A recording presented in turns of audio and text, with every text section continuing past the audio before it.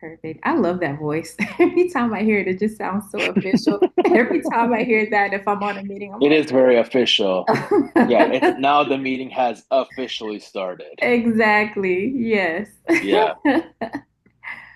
All right. So, hey there, everyone. It is Nikki B here with Masla Ray at the 50th annual Cleveland International Film Festival. And I'm sitting down, although we're in different places, I'm sitting down virtually with the filmmaker, the awesome, the amazing Jason Park, the director and producer behind Transplant. So, you guys, this film dives into ambition, identity, and the cost of chasing excellence in one of the most high pressure spaces, and that's medicine. So, we're about to get into the story behind the story. So, Jason, hello, how are you? I'm good. How are you? Thank you for having me. All is well. Thank you so much. And so, where are you right now? Can you share that? I I'm actually in New York right now. Yeah, I got into New York a couple days ago, and it's just to let everyone know this is not my ominous black chair and light behind me. It's not my design. This is the hotel. But yeah, it's just in New York. It looks really cool. I would have taken that on, like, yeah, this is my new space. I should have. I don't know. Something about this curve makes me feel like an ominous figure. But yes, but happy. But I'm excited to chat, and thank you for having me. Actually, I think that background, especially the chair, kind of goes into the theme of Oh yeah, transplant definitely. Yeah, 100%. a little bit here. So, how has the festival experience been for you so far, especially being on the road with the film?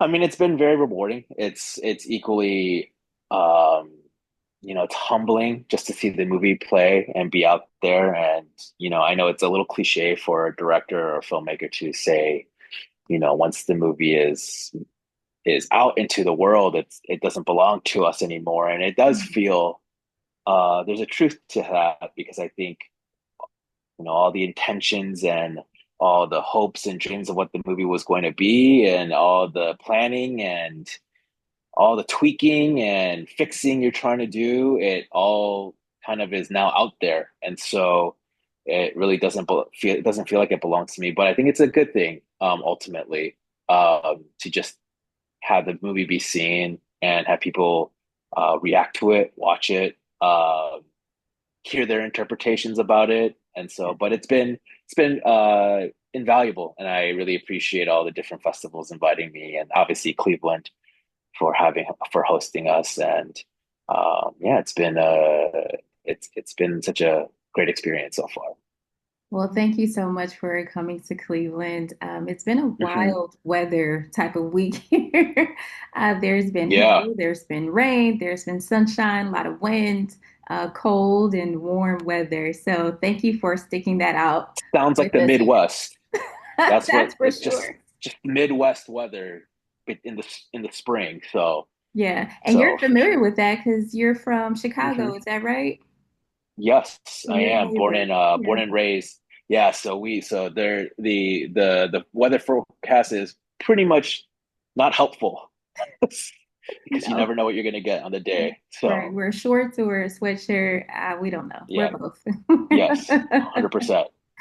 All right, so switching gears a little bit here, we're going to talk Hmm. perspective from your Hmm. perspective. So you wore multiple hats in this project. You're a director, Hmm. writer, producer. So with that, where did you feel the most tension, creatively, and then where did you feel the most control with this? I think when you're directing a film, short, and obviously a feature length, you're you're dealing with um, so many elements that are not in your control Mhm. and that are dictating schedules and different department heads and the creative and the not creative. And so, directing is so much just managing and juggling, literally, all these different things. And so I think in terms of, I believe you said the word tension, correct? Tension, yes.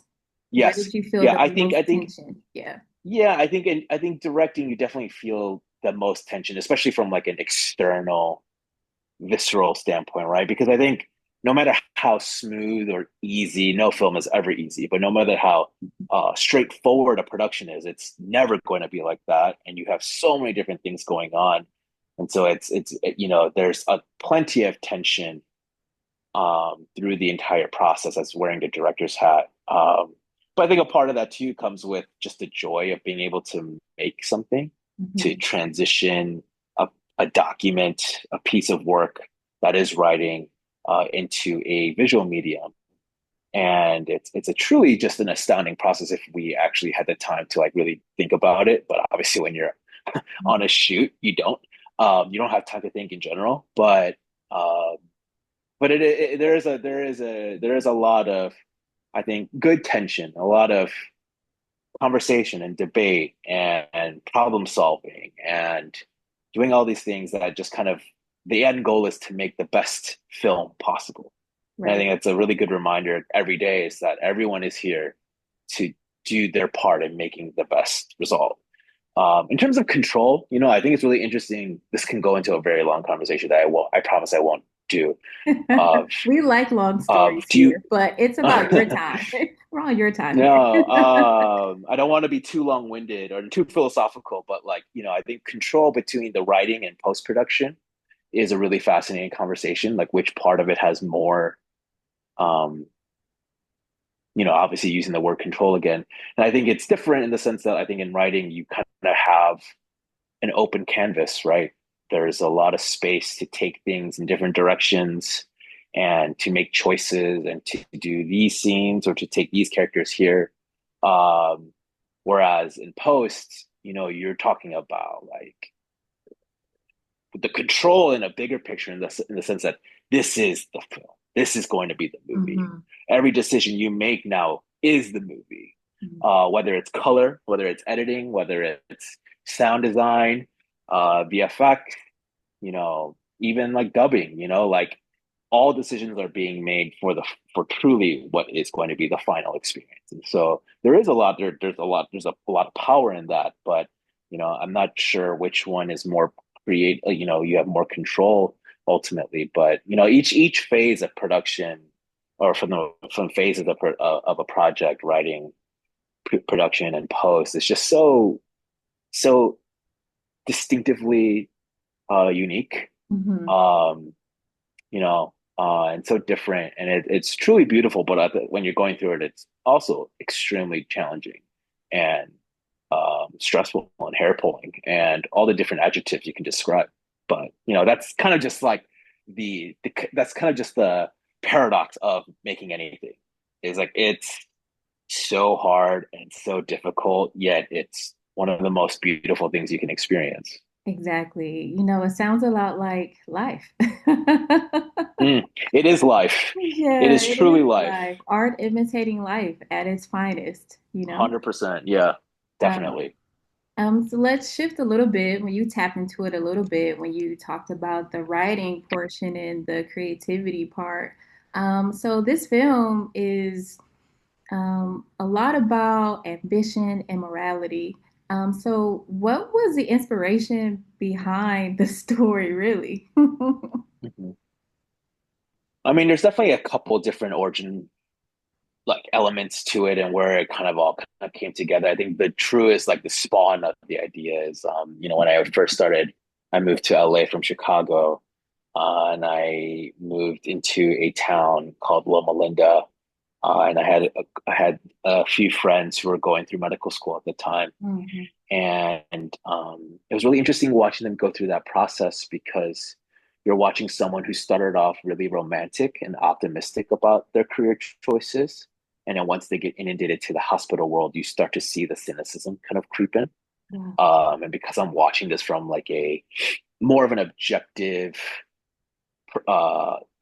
set of eyes, and I'm not in medicine, right? So like I have a little bit of distance from it all. It was really fascinating to watch my friends kind of um, very dramatically lose their soul in a way. Mm. Um, Wow. Yeah. and and it's not so much about, I think obviously mm, becoming a doctor is very hard and should be, right?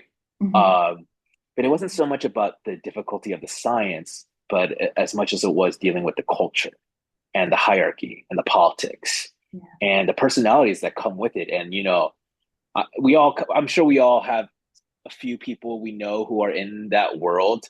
But man, talk about personalities. It's truly it's rich. It's very rich. Yes, it And so is. I think experiencing that was kind of and obviously when I was writing, I'm like, oh wow, that could be a really fun cinematic story. And then I think it became much more serious when my co-writer David, who was a good friend who actually transitioned from he graduated med school and then came to LA to write and act. Mm. Um, we talked about this idea, and obviously he has empirical experience about it, and so I think that's where we start to really hone in what is the story and to implement our own personal journeys. I'm not, I didn't pursue medicine, obviously, but I think ambition and determination and career driven individuals is, that's what I had to dedicate so much of my life to, and I still dedicate all my life to, as being a filmmaker. And so, I think using those experiences and using, we're both Korean American, and so like, how does that impact that journey, right? How does our physical appearance and our cultural Mhm. background intertwine with what is a very tunnel visioned journey, And so, yeah, that's kind of like the hodgepodge of those different elements being kind of the initial structure of what was transplant.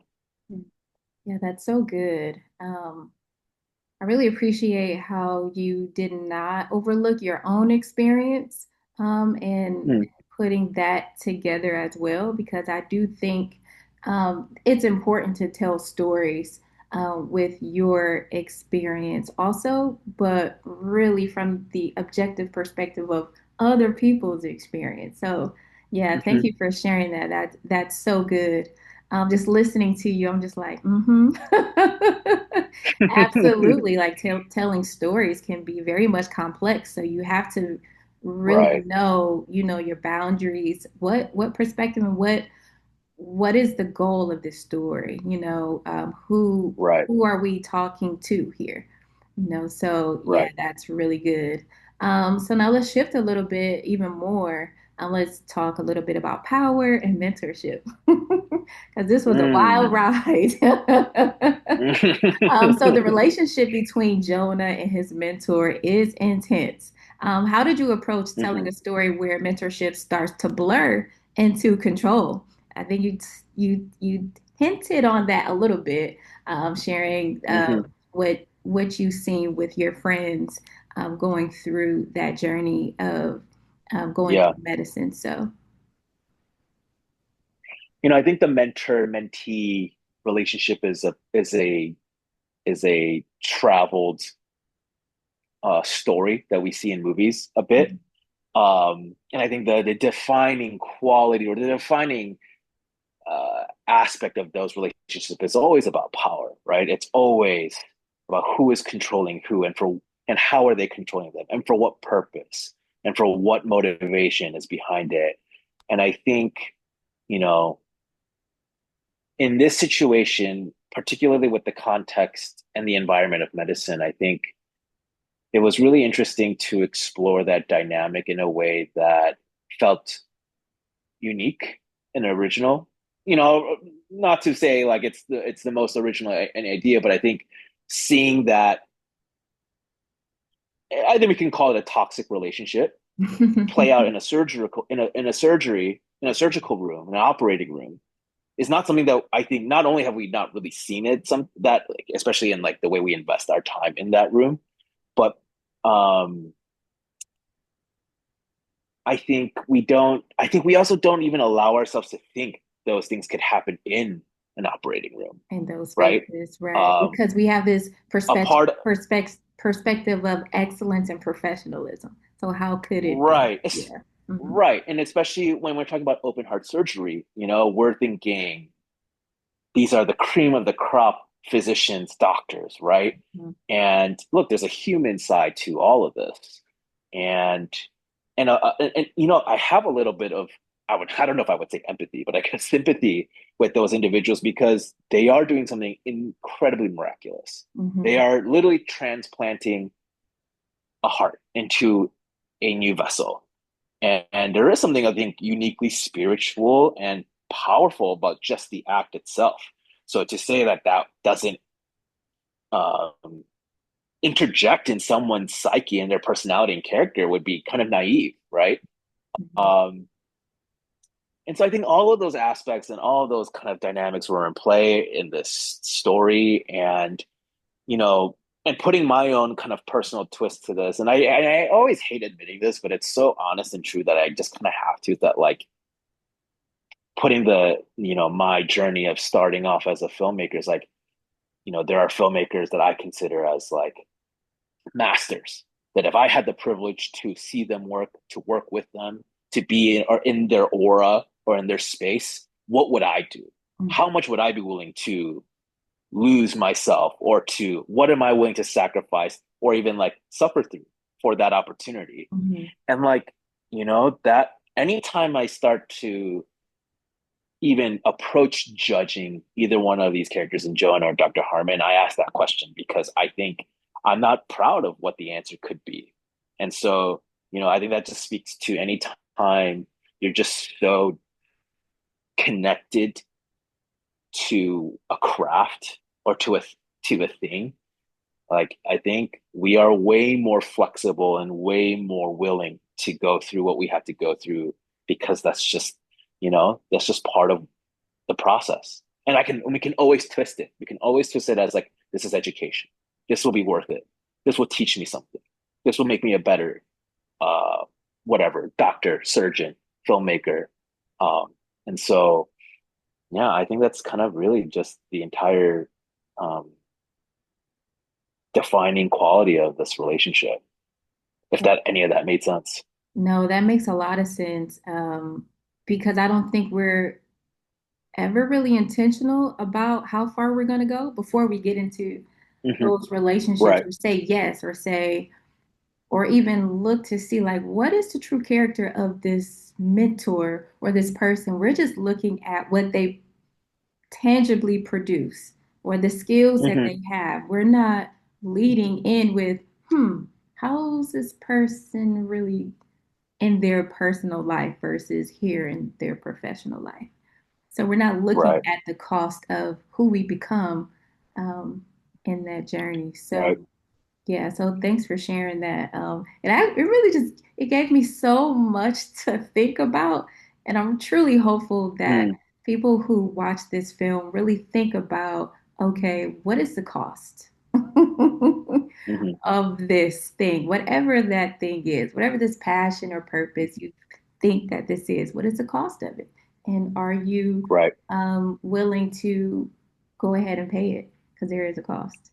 Um, And I think even not to um, elongate this specific question and mhm. answer, but I think it also there's an added element too of being a minority in that kind of in that in that headspace, um, because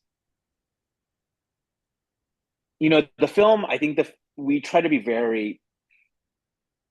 I mean, it's there. It's obviously a part of the journey. It's part of Jonah's identity as a Korean American in that space, and those dynamics is there. But I think we also wanted to be very careful about how we portray this world and how they maneuver around culture or deal with culture and race and gender and the politics of it all. And I think it's something that we always have to be, and when I say we, I mean as like any sort of minority in a typically white male dominated space, like we have to be very conscious about how these other individuals feel about us, Yeah. about me, Mhm. about being in this room, right? And it's weird that, especially in 2020, 2026, you would think it'd be a little bit more progressive and a little more accepting. But I think, you know, history is always this back and forth, and we can be in a big picture a better place, but there's regionality and specificity in all these different places. And so I think that is an added part of like, how do I, as this person, as a hyphenate, make most of this opportunity? Hmm. And I think it's a different answer for different people, and for different individuals. And I think it just adds more complexity to the whole, which is already a complex question. So Yeah. yeah. Yeah, absolutely. No, I appreciate the add-on or the elongate because these conversations, this is one of the reasons why Mas Ray exists, as well as myself, Hmm. is to highlight these Hmm. stories, right? Hmm. Essentially to share more light and also the victory that you have when you walk into these rooms and you don't look like the majority, you're the minority. However, you Hmm. have the most Right. light to share. Right. Mhm. So, No, yeah, for sure. thank you for sharing that. We're going to switch gears a little bit. Um,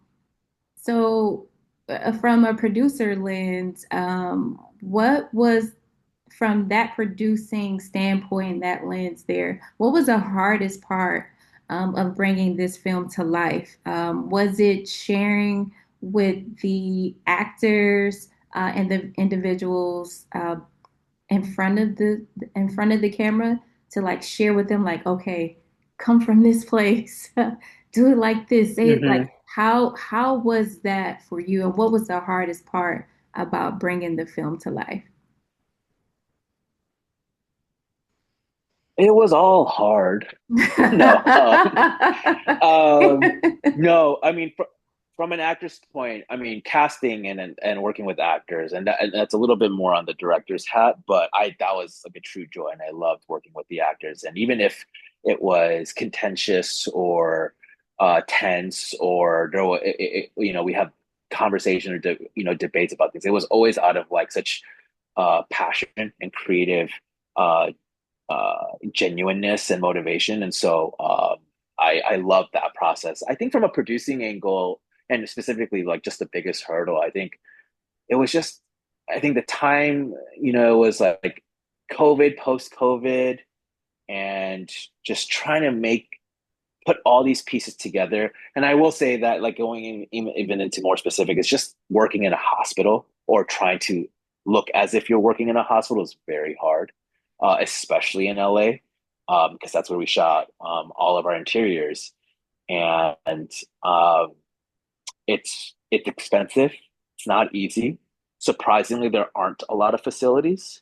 And to my shock, which in hindsight was foolish of me to be shocked by it, is that hospitals don't want film crews in their We spaces. do not want you to see the Yeah. behind the So scenes. no, no, no. They don't want. No. They actually need to do work. That I Mhm. was like, oh wow, they actually need to be a hospital. And Mm. so I think as it being my first feature, and then also wearing the producer's hat as well, it was a lot to just try and, again, like, handle and juggle all these different moving pieces, because like, can I make four different locations look like one hospital? Wow. Like, how is the operating going to look? How are we going to get, and another added part of the hospital world um, is the prosthetics and the surgeries and the procedures of what we're doing on camera. And, like, as you've seen the film, we show a lot. We're not shying away from the surgical The process. gory, And yeah, the intel, yeah, and yeah. Mhm. right. And for me, like, doing as much as we can in camera and being as realistic and authentic to that space and to those procedures was important to me. Um, and so, that takes a whole another level of commitment and collaborators and people to really just sign off on, like, that's the standard. And so, yeah, it was definitely challenging. But obviously, it's not, I don't think it's a surprise that in a medical film the medical parts were the most challenging. Yeah. um but yeah, that was you know, especially too because we live in that space so much, so being able to make it feel fresh and we're not getting too drowned out by, you know, what is kind of very depressing color tones. Mhm. And all of that was just part of the conversation of like how do we kind of work with this space? And so yeah. Yeah, that was good. I love how you said, I'm not sure why I was surprised. I But know. It's like, oh, of I course. yeah. Hospitals need to be hospitals. Yeah. Movies, shockingly, movies are not the center of the world No. outside of movie making. So, No. So yeah, thank you for sharing that. I can't even imagine having this idea, putting it on paper, writing it, and then bringing it to reality, and then, well, in the midst of that, sharing it with other people. Okay, it's going to be like this. It's going to do this. mm, Nothing ever goes by how we plan it. There's always bumps and right. obstacles and no's and some yeses, half yeses.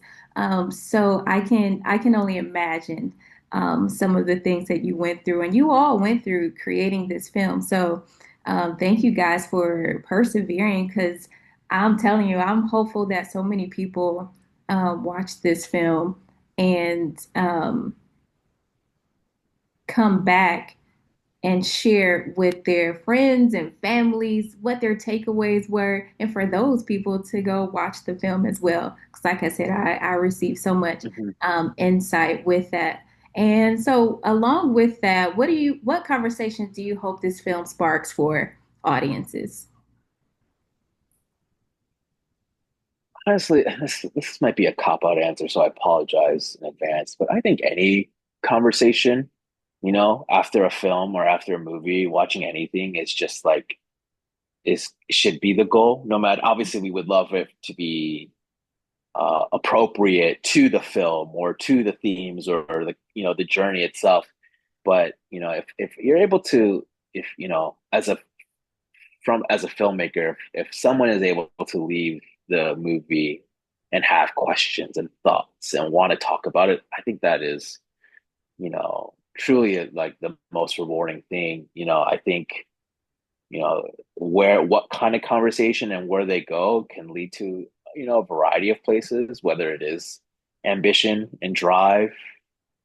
It's about the world of medicine, if it's about the world of being a minority or the politics of being a minority in a certain space, or you know, or just even like the crazy stuff that happens in the operating room.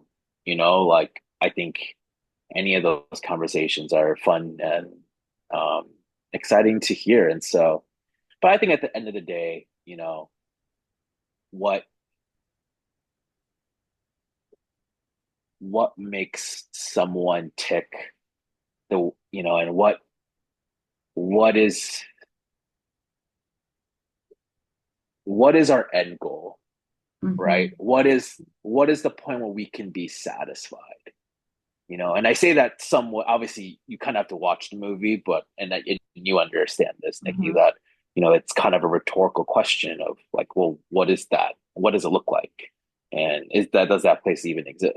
Right, does it? And and so, you know, and you know, not to like put my insight or my intention into it, but I, you know, I don't think there's necessarily a right or wrong answer either to the way the film ends or to that question about what is enough or what is okay, you know, because that is so dependent on the individual and what we are hoping to do. And you know, I think the best. I think I always feel like the best lens to go into this movie is doing whatever you can to not judge these characters, but to still put a microscope on all of them, and not just like Jonah and Dr. Harmon. I think Mina, the mom, also deserves a microscope. Hmm. I think Dr. April Grace, you know, has a very unique, interesting perspective in all this.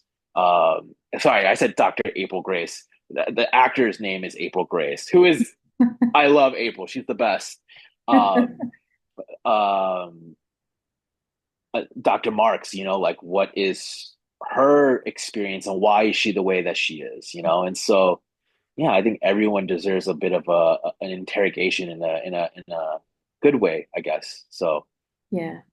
yeah, that's me not really answering the question, but No, you answered the question because, as you stated before, I think any book you read or any film or documentary that you watch, there should be conversation, and any conversation that happens after that, even more so, what you do after watching it, Mhm, that is truly the goal, right? To change the world, mhm, one book, one film, one initiative at a time, right? So I think for mhm. me, this truly is about the cost of success and who you become as you're chasing it, right? So Right. that's my little 2 cents there. No, I think that's 100%. And I love that. And I think it's always, I think we always look at the mirror just a little bit too late, right? That's and that's applied to all aspects of life, right? Whether it's with family, whether it's work, friendships, we're unable to see our true selves until it's too late. And so I think it's what that means and how that applies. And I don't have a lesson. It's just more so, I think it's more so just an interesting, part of just our life experience and just being a human is that, that's why we call it hindsight. It's because we can't see what's directly in front of us, especially ourselves. Right. So Yeah. I think that's so good. Um, Share with everyone how they can watch the film, how they can engage and find the film so they can check things out and look in the mirror. And it's not too late. yeah. Um we can't officially announce yet, but the film will most likely be coming out sooner rather than later. Yay. Um, Yay. yes, I think I'm trying to be so vague, but still somewhat contribute to this. Because Hopefully, there's I there's like think it different might. trailers that are out there, things of Yeah, that there's different nature. clips, and Yeah, and little those clips. are not like official clips either. So there's different like pieces of promo and stuff like that. But I think you should people should be able to watch the film in some capacity Okay. soon-ish. Soon. Yes. Yeah, I think before this year ends, which is still a long time. But yes, I think I it will no, it's be it's good. It's good. to the Builds world. up the Yes. anticipation behind it. Yes. What about social Yes, but media? Can people follow you and say, "Hey, where's the film?" yeah, best place to follow is on Instagram. Okay. Jason, I always forget my username. It's either Jason H Park 07 or Jason Park 07 Okay. on Instagram. All But right. yeah, that's Sounds probably the good. best place. Yes. Well, we'll find it. We'll share it here. Yes. And also follow Eric Nam. He has a much more interesting and engaging social media presence than I do. I just Okay. post pictures of food and trees. So, but I love trees. Who doesn't love trees? Trees are Not to, interesting. That's a yeah, different trees are great. conversation, though. Yes, not to Jason. occupy a tree conversation in this. But yes, Eric Nam is also a great follow, and he will also promote. Definitely have more information on the film as well. All right, cool. Yeah, so you guys, this has been an incredible, impactful conversation. Transplant really challenges us to really look inside what the cost of success is and what you're willing to sacrifice to get there. So once Transplant is dropped, the official trailers are dropped, please be sure to check it out.